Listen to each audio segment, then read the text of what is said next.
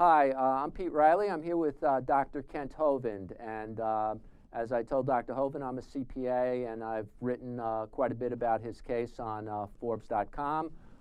Most recently on Monday, I gave my readers links to several of the interviews you've been doing. You're with following Gideon's example, getting your supporters to create noise and light. Is that what's the your strategy at the moment? Well, there's very little hope of anybody winning in the federal courts. I mean, if you look at the records, they have like a 99% success rate. So, but as far as in the Bible, which is what I believe cover to cover, there were many times when people faced enemies that were just unbeatable, David and Goliath kind of stuff. So yeah, you can just simply expose the truth. That's all I can do. So I've asked folks to just shine the light on what happened. I think there was a lot of injustice and probably even illegal activity in my case from the other side. And I have nothing to hide. I have nothing to fear from the truth. And Gideon in the Bible just said all he had was light and noise in Judges chapter 7. And he shined the light, made a lot of noise, and the enemy fought each other. So yes, I want people to shine the light. I would love a full investigation of this case from start to finish. Okay, Dr. Hovind, there are a couple of issues. You know, I've listened to many of your interviews, so I'd like to hone in on a couple of points. One of which is you've said that you've paid all the taxes that you owed and you're not a tax protester. But you know, I noted that there was an 11th Circuit decision a couple of months ago confirming a tax court order that you owed quite a bit for income tax, from personal income tax from it was up to 2006, I think, from 1998, and in 2006 there was a tax court decision that had the IRS coming in to make seizures again for personal income tax. Apparently, and I've heard you on record that you don't file Form 1040. Is that accurate, or? Well, you got about 8 questions in one there. The Sure. 11th Circuit, I guess, because I'm in county jail now waiting for the next trial, my record system here is very sparse, and they don't let me keep a lot of stuff. So I don't know what all's happened in that. I don't have an attorney to help on that. This is like a foreign language to me, the whole thing going on. This is not my field of expertise. I am not a CPA and not a tax expert, nor am I a tax protester. So, but as far as what the 11th Circuit did, I don't know, and in one sense it doesn't matter because, like I've said, very few people win. I mean, how many people won in Hitler's courts, and did that mean they were wrong because Hitler's courts ruled them, you know, 1/8 Jew or something and should be executed? So I don't think you can go by a court decision to determine anything truth or false. I would be real cautious of that whole mentality. If you look at the history, for instance, in Fox's Book of Martyrs of the Catholic Church burning people at the stake by the thousands, well, that doesn't prove they were wrong. It just proves they lost in court. That's all. Oh, that was the that was the civil authority that did the burning. The Catholics just determined they were heretics, Dr. Hovind. But and turned them over to the civil arm to burn them. But yeah, it was the civil government. The same thing happened in Jesus' time. They looked, if you read in the Gospels, they looked to catch Jesus in his words so that they could deliver him to the civil authorities, like in Luke 20:20. It's the same thing. There are people looking to catch me in my words. Just anything I say, they're not hearing a thing I say. They're just looking for something to catch me. And they did that with Jesus. They've done that all through history. So I'm well aware of that. There are at least 4 instances in the Gospels where they were listening only to catch Jesus in his words, not at all to learn any truth. So Dr. Hovind, Christian Science Evangelism, the trusteeship of that went to Glenn Stoll, and then it went to Paul John Hansen. I always want to call him John Paul. Was that your decision that they should be the trustees? I don't recall how that works. We had originally, when I started the ministry, I didn't know. I knew the science. I know that evolution is the dumbest religion in the history of humanity, and it's nothing but a religion. I knew that part of it, but as far as structuring church ministries and how to obey the laws and stuff like that, I tried very hard to do that. I wrote prolifically to the asking if we're doing things right, and of course never got a response. I said, look, I even got a CPA, a enrolled agent, and a tax attorney to say, just like it says in IRS Booklet 517, it says ask those three. So I did, and they all wrote me a long, lengthy letter, like 50-some pages, saying, with all kinds of attachments totaling about 50 pages. They said, no, what you're doing is perfectly legal. This is fine. Here's what the law says. And so I was trying to go by the law. And then in about, I'm going to take a wild guess here because I don't have my records, but about 98, I think, 97, 98, Faith Baptist Fellowship with Pastor Mooneyhan said, we'll make you a branch of our church ministry because you're obviously a Christian ministry. And I guess a couple things have to be decided before we get too deep into this rabbit hole is exactly who decides who is a church and exactly who is this IRS. Is this 1933 corporation from Delaware that is actually a Puerto Rican collection agency? And what authority do they have? And I don't want to fight them. Jesus didn't fight the Roman Empire. He wasn't trying to evade anything. He just avoided them as much as possible. And like I try to avoid running into anybody on the street when I'm driving my car. So people confuse the words avoid and evade. I'm certainly not evading anything. If I have a duty, show me, I'll do it. Dr. Hovind, those letters, you had a letter from a CPA, an attorney, and an enrolled agent. Are those available on 2 Peter 3, or have they been posted anywhere? I hope they are. I don't know. I've never seen 2 Peter 3 or any website in Sure. 8 years. But I know when the IRS came and raided our ministry, they took 42 boxes of material, and then 6 years later returned it. So I was in prison by the time. So I suspect the letters are either in there or they disappeared. Right. Because they kept the boxes of material. Right. I've asked Ernie to see them, and as far as I know, they haven't been located. Do you remember who the CPA, who the enrolled agent, and who the attorney were? I don't, man. That's been late 90s I did that. But I sent it all to the IRS that was writing me letters, to the Criminal Investigation Division in Pensacola, and said, here's what I'm being told.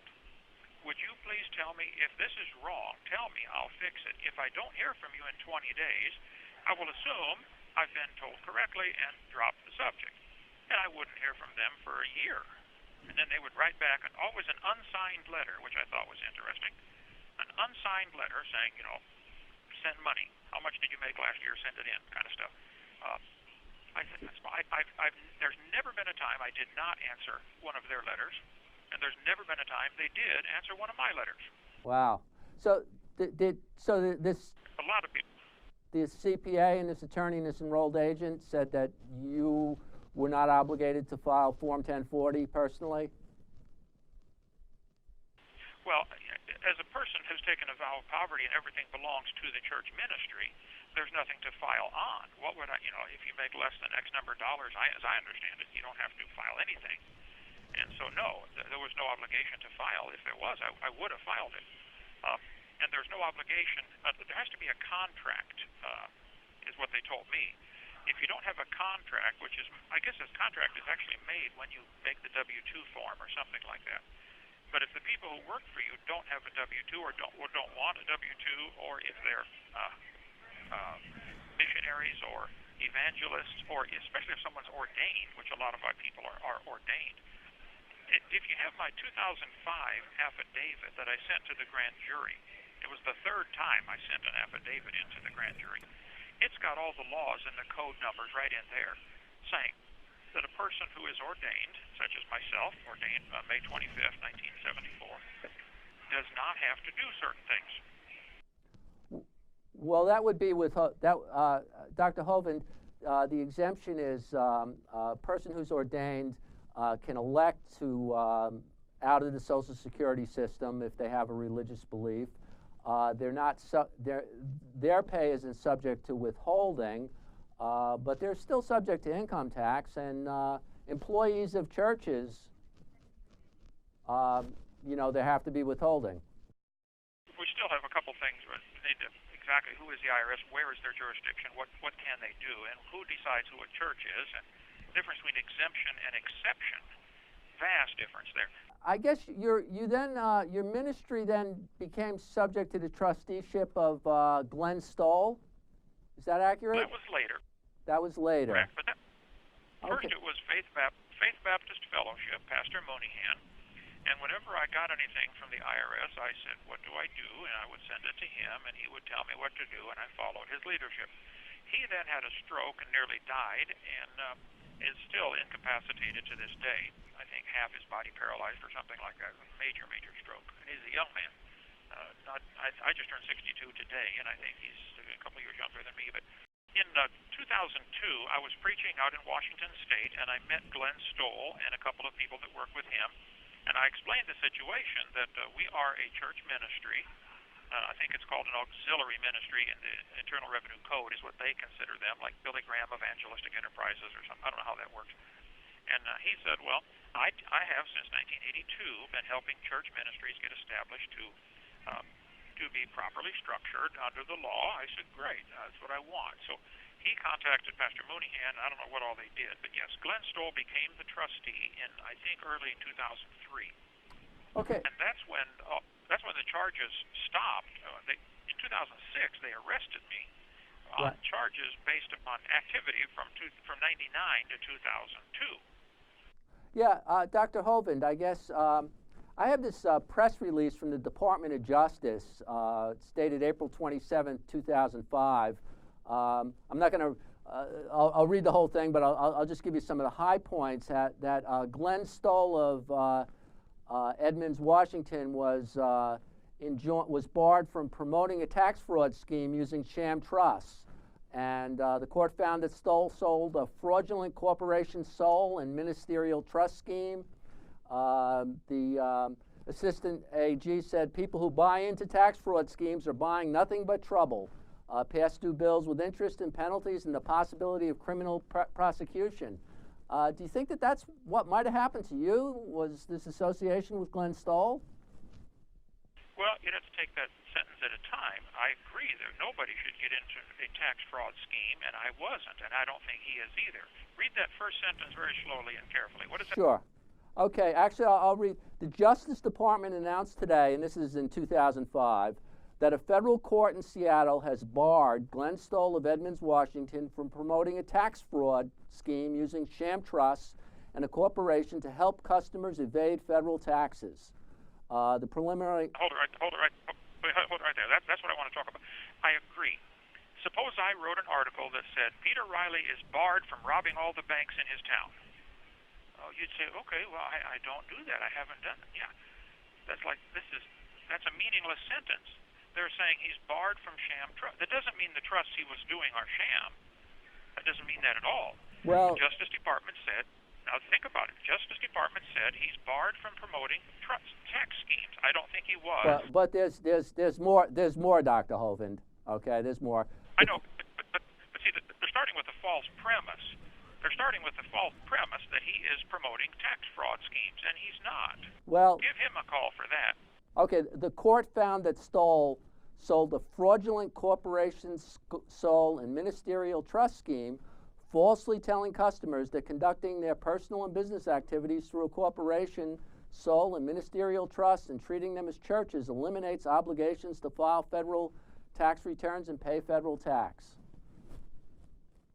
Well, I don't understand all the laws on that. I think the IRS code is like a big bowl of spaghetti. I don't think anybody, including you, including Lois Lerner, understands all the IRS codes. I think it's purposely tangled and beyond comprehension and should be simply abolished. Go back. We didn't even have this until 1930s. I mean, there was no such. America did fine without any of this and would do much better without it again, I think. Anyway, but I'm not a tax rebel. I'm not throwing the tea in the harbor. I'm glad those guys did that. That was right there in your area. Our country started by a tax rebellion. But I'm not part of that. I'm an evangelist, so I'm glad they did it. I hope they do it again. But I'm not part of it. Well, actually, Dr. Hovind, the expression with somebody walks like a duck, talks like a duck is seen in the company of ducks. He might be considered a duck. And I'm wondering if your association with Glenn Stoll and Paul John Hansen maybe the reason why the government was interested in you rather than your teaching on creation science. Oh, that I don't know. Why don't they arrest Glenn Stoll? Well, they have arrested Mr. Hansen, I guess. Have you managed to speak with him yet? No, he's in the jail here, but no, they have some kind of rule. I forget what they called it, but I can't be with him, which I think is ridiculous. He's a great godly man, and by the way, so is Glenn Stoll.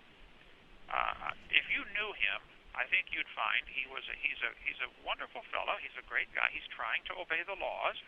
I think somebody's trying to do a tax scheme on him.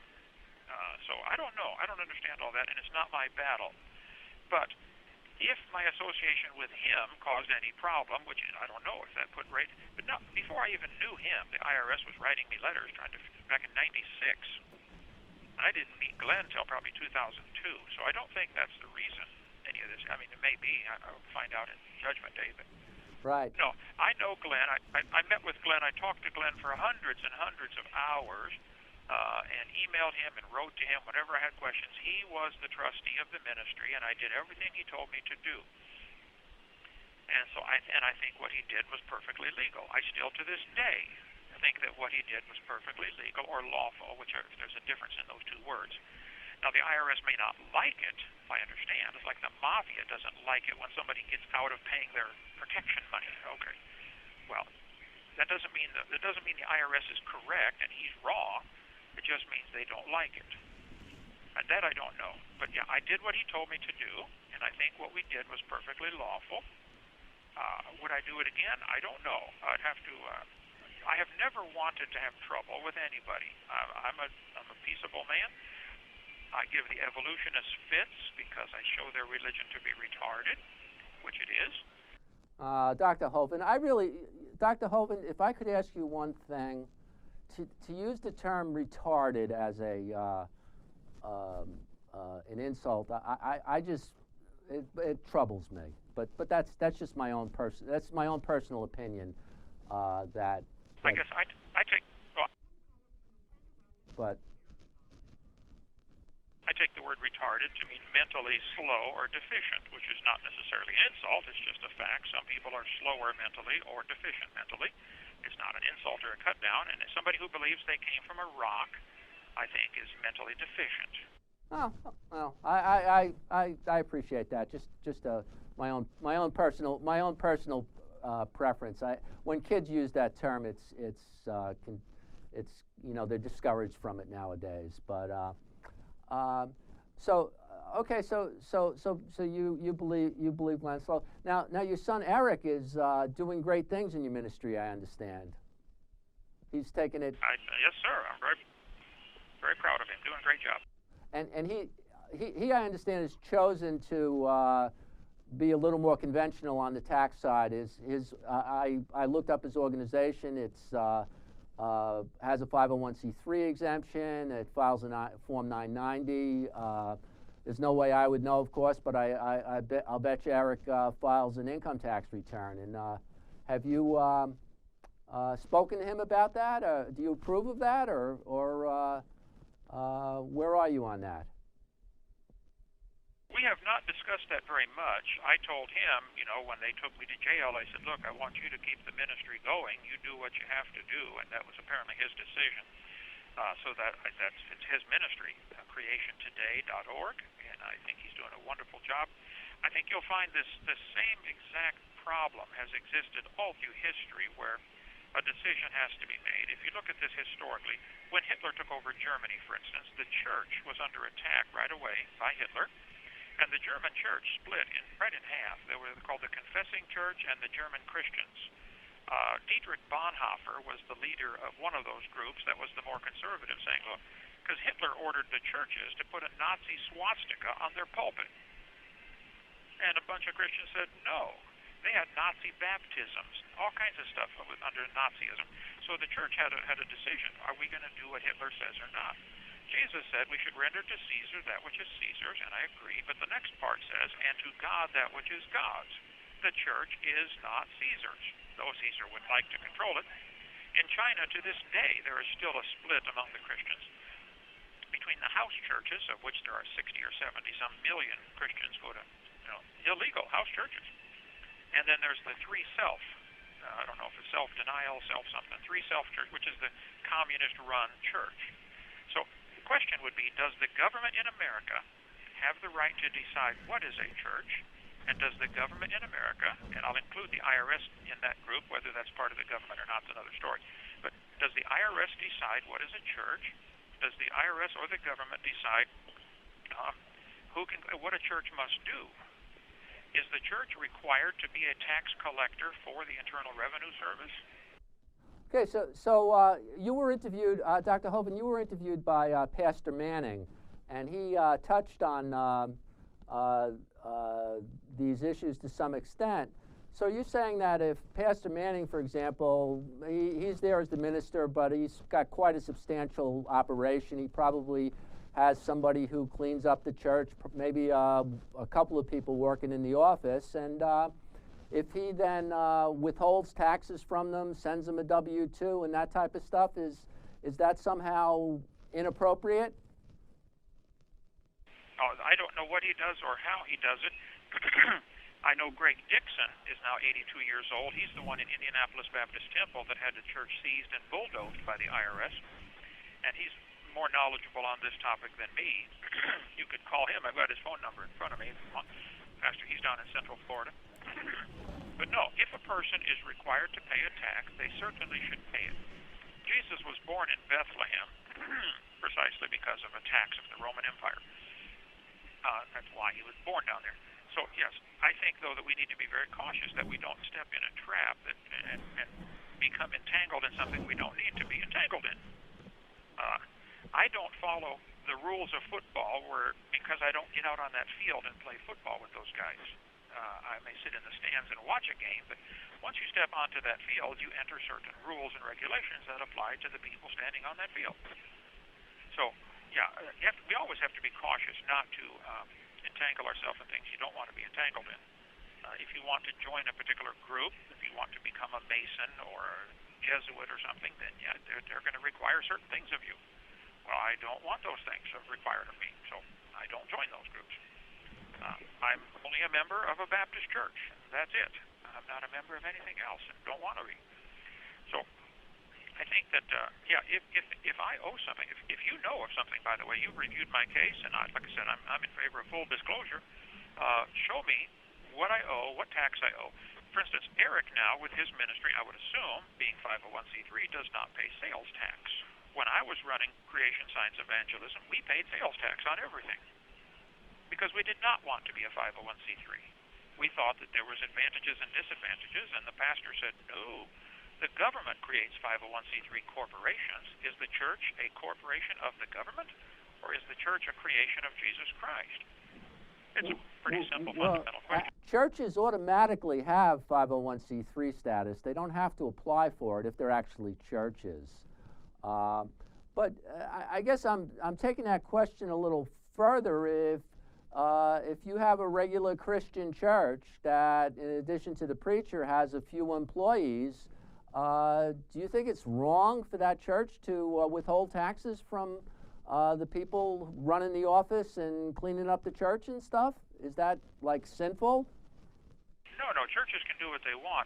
Lyndon Johnson, before he was president, when he was senator from Texas, he's the one that pushed through the legislation for 501c3. There was no such thing before the early 50s. And if you read 501c3 carefully, if a church wants to become, or a religious organization wants to become 501c3 exempt, I would point out that's very different than being an exception. I am an exception to the Mexican tax laws. I don't care what laws they pass in Mexico about taxes. I don't live in Mexico. But that's, again, an issue that's way over my head. You need to discuss that like with Ernie Land or with Paul Hansen. Well, Paul Hansen to call in. He could call to your program, I'm sure. That's a totally different subject. Exactly where is the IRS's jurisdiction? But Lyndon Johnson was a governor of Texas, or senator from Texas, and the Texas preachers were blasting him because he was a womanizer and an alcoholic and, lots of problems. So they were just publicly preaching from the pulpit the truth about Lyndon Johnson. He didn't like him to be able to preach the truth. So he pushed legislation through and got churches and said, if you want to be 501c3 exceptions, which I think is stupid, they were already an exception. Now, if you want to be an exemption, I'm sorry. He said, now, 501c3 religious organizations cannot get involved in politics. They can't promote particular political candidates, and they can't proselytize. Well, you're saying if you want to become a 501c3, you can't voice your opinion on politicians. In other words, you can't freely preach from the pulpit what you want, or speak your mind, and you can't try to get people converted to your religion. No, Dr. Hovind, you're right about the political preaching, but there's certainly nothing that prevents churches from trying to convert people. You have the statute there in front of you. Can you read 501c3 very slowly and carefully? I think you'll see, yes, they cannot proselytize. Now, they may not be enforcing that right now, just like in China. They have a rule, if you're going to be a free self-church, you can't get anybody converted. Well, most Christians with a brain say, well, I don't want to be a free self-church then. No, because I'm not going to promise I'm not going to convert people. I'll get this. I'll make sure that I post the language from the statute. Certainly, you're right about the political thing. Although the IRS doesn't really enforce that. As a matter of fact, they was sued by the Freedom from Religion Foundation for not enforcing the rule about preachers. Preachers have been defying that rule with Pulpit Freedom Sunday. Deliberately breaking the rule, and the IRS hasn't really done very much about it, and they're under pressure from atheist groups to do something about it. So, hold it. Let's take one topic at a time here. Certainly. So, are you saying that preachers are defying the IRS rule about getting involved in politics? Should those preachers be arrested, or should they simply throw the rule out? The fact that they have the rule and don't enforce it ought to raise red flags with everybody with half a brain and one eye. Why do they have the rule then? The rule is wrong. But if a church wants to step into that court and say, we will abide by these rules, then they should abide by the rule. It's incrementalism. Right. This is what Hitler did. Hitler slowly took over the German church. Nothing would prevent someone from setting up a church and telling the parishioners that you cannot deduct the donations and paying taxes on whatever offerings were and net of the expenses. You could run a church that way if you chose, and then presumably say whatever you wanted. Okay, let me ask you this question. Up in New England area, there's a lot of Catholics. Is the Catholic Church a 501c3 corporation? Most of the property of the Catholic Church is titled to the Archbishop of the Diocese of Boston, Archbishop of the Diocese of Worcester, in corporation sole, meaning that the title to the property is associated with the holder of the office. Okay, so if wait a minute, now slowly here. If the Catholic Church is a corporation sole, and Glenn Stoll is setting up corporation soles, what is the problem here? Isn't the Catholic Church doing exactly what Glenn Stoll was doing? No, Dr. Hovind, because the Catholic Church is a hierarchical church, so that when you say that the property, all this property in Boston is belongs to the bishop, if the Pope then says, no, we got a new bishop, it's not his anymore. When you take a one-man ministry like yourself, like you had, and apply corporation sole to it, you end up not being able to distinguish between the property of the ministry and the property of the minister. And I believe that that's kind of the source of some of your problems. That's why the IRS ended up taxing you on all that income, because you can't, it's hard to distinguish what belongs to the minister and what belongs to the ministry. In a hierarchical church, it's not as much of a problem. Well, you just told me that the Pope can decide to take the bishop out and put a new one in. So actually all of it belongs to the Pope. Does he pay taxes? Probably not, Dr. Hovind. But the Pope is chosen by the College of Cardinals. The Pope doesn't. You can't set yourself up as Pope. It's challenging. Well, I don't know how it works, and nor do I care very much, but I'm just curious because are they breaking the law? Are they an exception to the law? Does the priest at your church file a 501, or does he file a tax form every year? Actually, Catholic priests do file Form 1040, yes. I've done at least one or two of them. They don't make very much money. I believe the salary's set in each diocese, and it's not all that much. But yeah, Catholic priests, members of religious orders, it's a different story. They fall under 501D, and it's a slightly more complicated thing. But that's another exempt status, 501D, and they're required. Members of religious orders who have a vow of poverty are only required to file to the extent that there's non-religious income, and they're otherwise it's exempt. I mean, I don't know. You might have looked into 501D. I don't know if anybody mentioned that to you. No, but let me ask you a question then. So if my income, and I got to be careful about that word income. What exactly does that mean? You got to define every word with these folks, because they have different. It's like Alice in Wonderland, you know. Every word means something different. But if my income was, if I had a vow of poverty and everything belonged to the church ministry, and I drove a church van and lived in a church parsonage and had no non-religious income, would I be required to file? I'm just asking. Well, if you were recognized as a 501D apostolic organization, which is another status. Actually, it was created for the Shakers, because the Shakers were organized as a corporation, and they had to. There was a concern, so the 501D status was created to address that situation. To the extent they had income from the farms, the income was considered shared out equally to all the members, and if it passed the threshold, they would have to file individually. I've never seen a member of a Catholic religious order who had to file individually, but in principle it could happen. And I think the order would tend to take care of it. Yeah, I think you need to get with Glenn Stoll or Paul Hansen or Ernie or somebody who knows 1,000 times more about that than me, but I can tell you from my heart, I do not want to break any laws, and did not want to, and still don't want to, and still don't think I did. I think people are trying to apply laws that don't apply.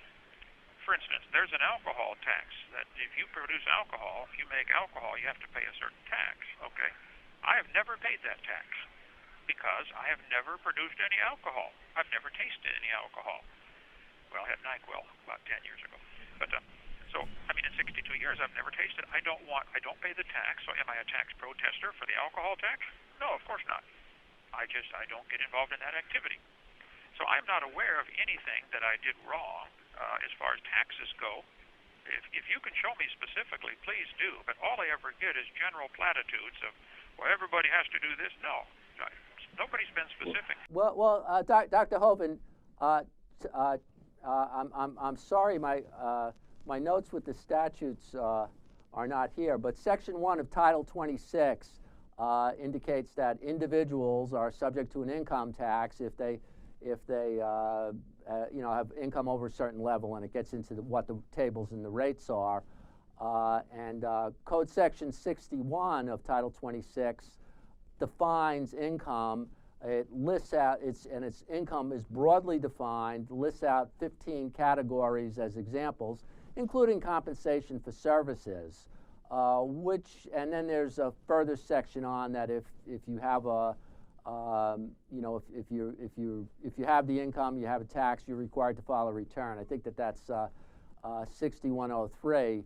I mean, it is. I grant you, it is complicated, but some of the things aren't that complicated, and so people who make more than a moderate amount of income, a very low amount of income, are required to file, or at least that's the way most people see it. So. Well, okay. Again, let's go one point at a time. If you look at my 2005 I filed with the grand jury, which Michelle Heldemeyer took away from them, so they probably did not read it. But it's posted on 2 Peter 3, 2005, third affidavit. I go through those codes, and it says very specifically about those who are ordained ministers. I sent that to them and said to Michelle Heldemeyer, the U.S. attorney that came after me, and to the IRS agent, Scott Schneider, and said, what am I doing wrong? Here's what your law says.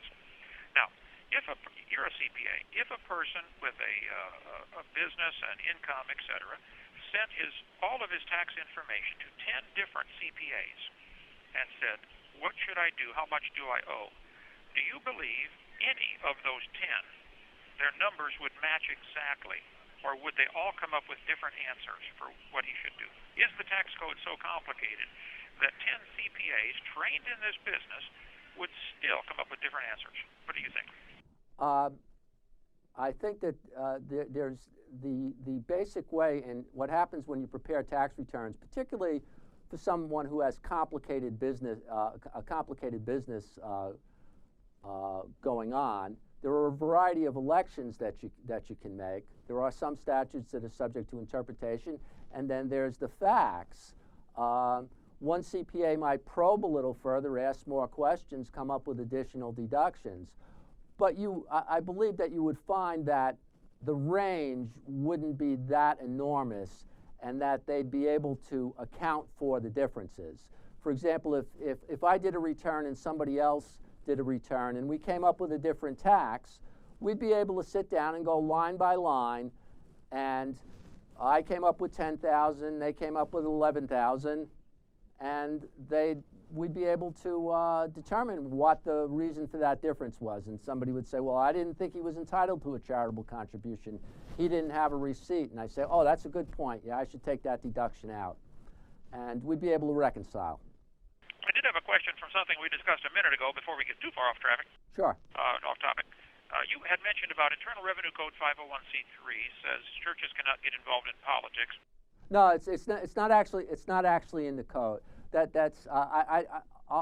have to look that up. That was a ruling, I believe. I'm sorry I didn't bring my code. I'll get the specific rule that creates that. But 501c3 organizations in general, there's 29 different types of organizations on the 501c, which I think is kind of ridiculous.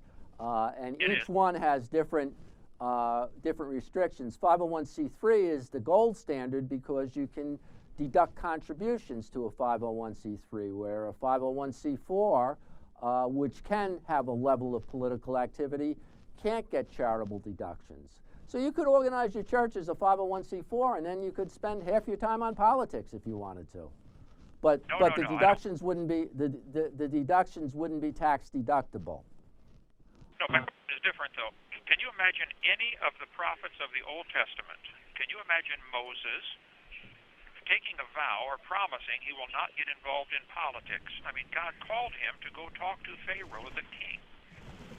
Can you imagine any of the prophets of the Old Testament? God, almost everything they did had to do with politics, with telling the king, hey, you're doing this wrong. God sent me with a message for you. Hezekiah, you're doing this wrong. Isaiah, Jeremiah, Ezekiel. I mean, the whole Bible is full of people, preachers and prophets, getting involved in politics because that's where the battle was. They're trying to straighten out the kingdom or straighten out some political problem. I cannot imagine why a church would want to take a promise saying we're not going to get involved in this. That's what the calling is supposed to do. But that's what Lyndon Johnson's goal was in developing that, and he's succeeded.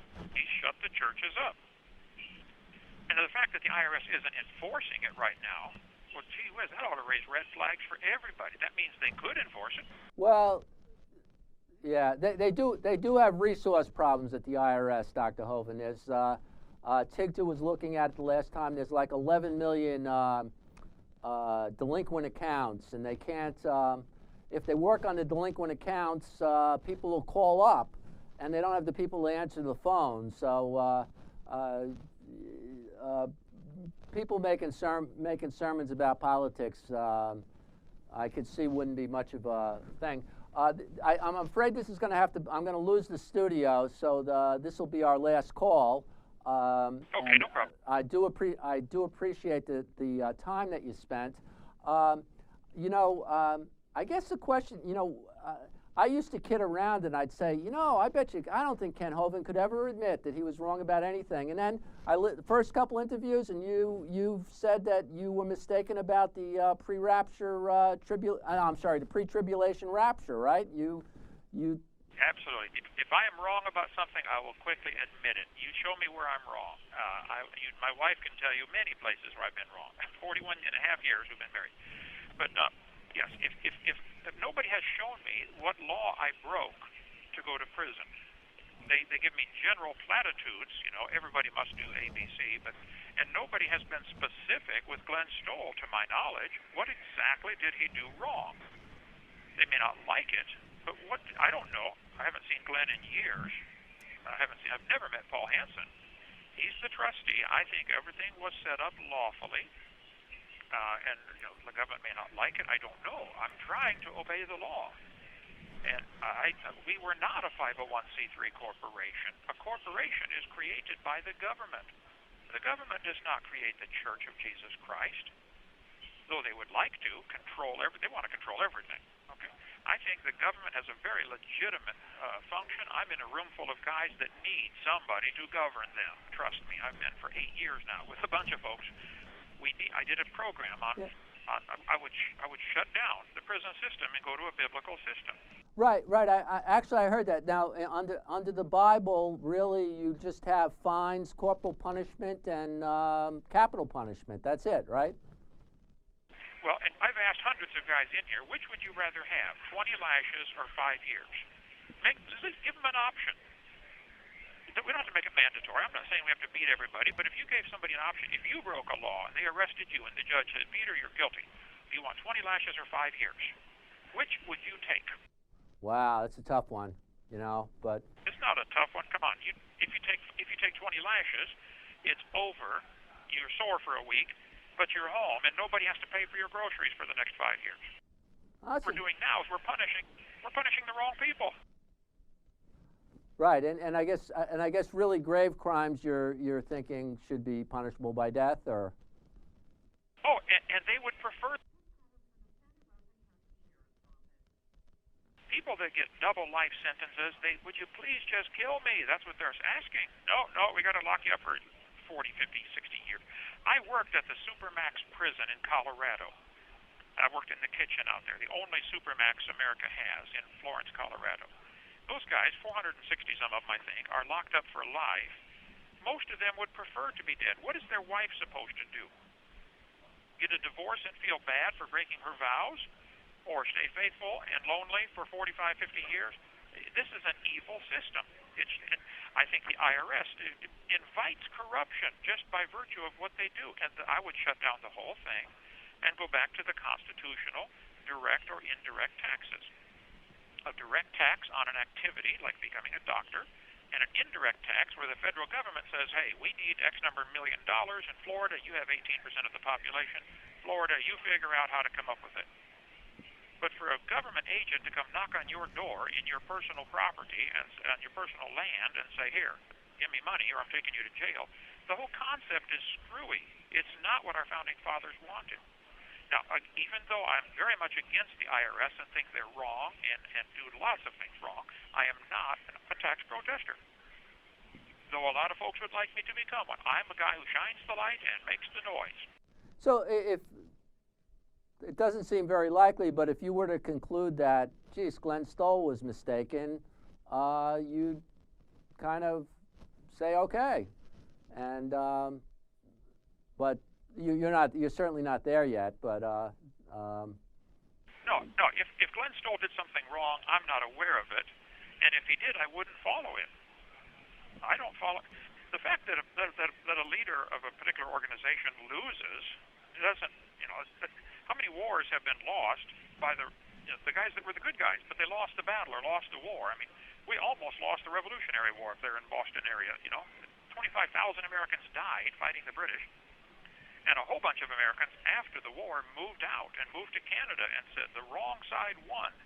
St. John, Nova Scotia, the whole town was started when 30,000 Americans moved up there because they thought the wrong side won the war.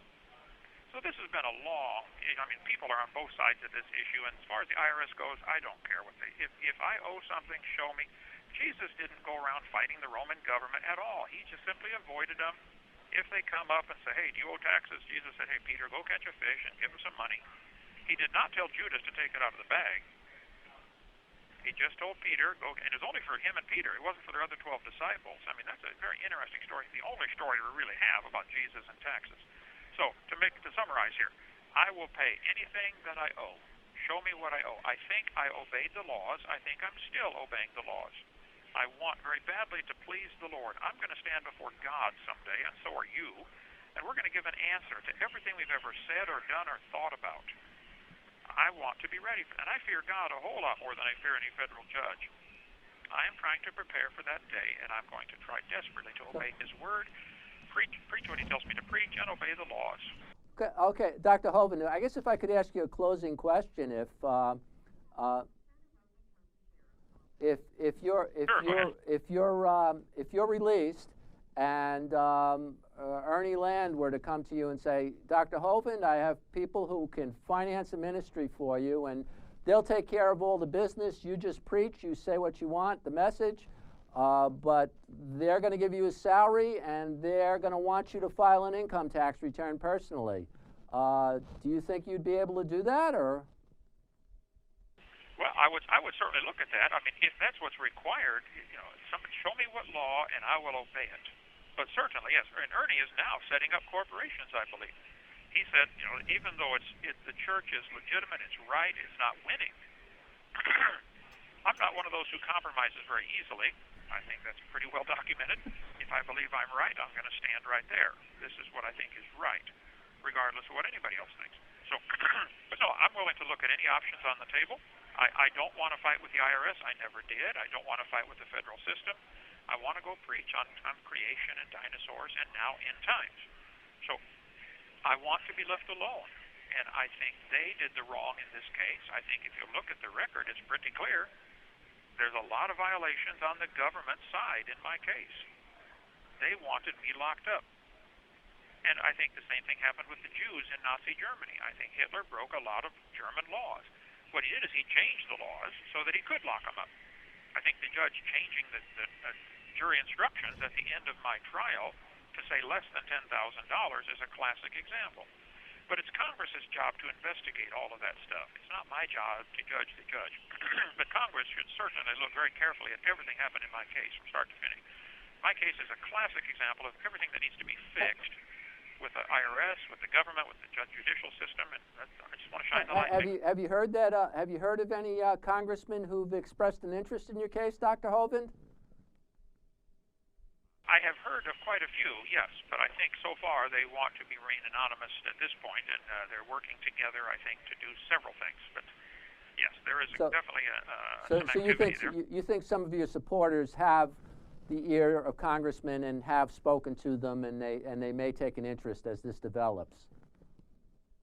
No, I know that they have, yes, and I think there'll be a great interest.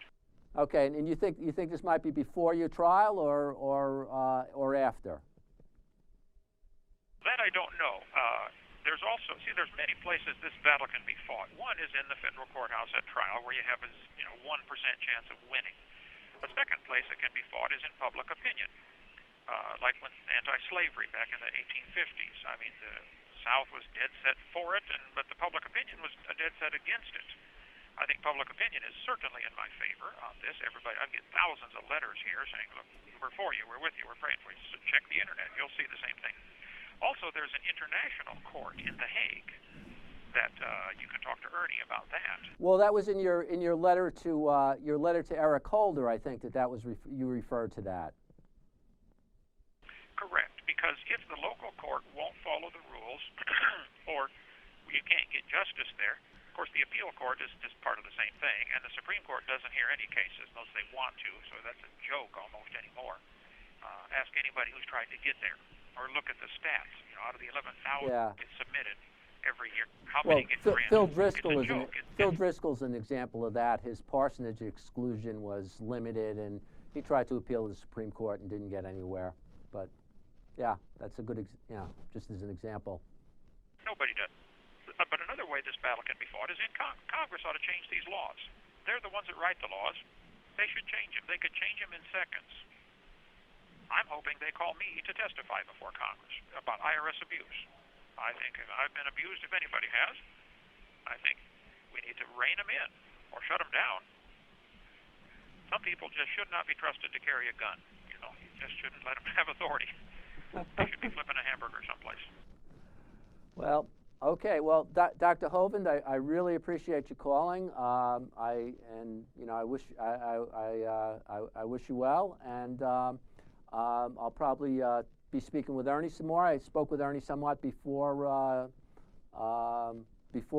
you because we had that glitch this morning, and I guess we can wrap up. 60 seconds, Dr. Hovind. It's all yours. I would encourage folks to go to 2peter3.com, the number 2, the word Peter, and the number 3 from 2 Peter 3 in the Bible. And I'm much more concerned about getting the gospel out, getting people converted, getting people saved, than I am about this whole political battle. If they give me 500 years in prison, I'm going to keep writing books and winning souls and doing what I've always done. You know, half the Bible's written from prison or captivity, so I don't like it, and I'm going to fight it, but this is a very small part of my life in here. Most of my life is spent in writing books and writing stories and answering letters and winning people to Christ and doing Bible studies. You know, this is a distraction is all it is. But meanwhile, the government spends full time on this. They got people they spend over $300,000 now on this case. To do what? This is crazy. It's insane. I think the taxpayers ought to pull the plug on them. But I appreciate the interview, and I'll be glad to do any more. If anybody wants me to call, tell them I'll be glad to do it. I got nothing to hide. Thank you, Doctor.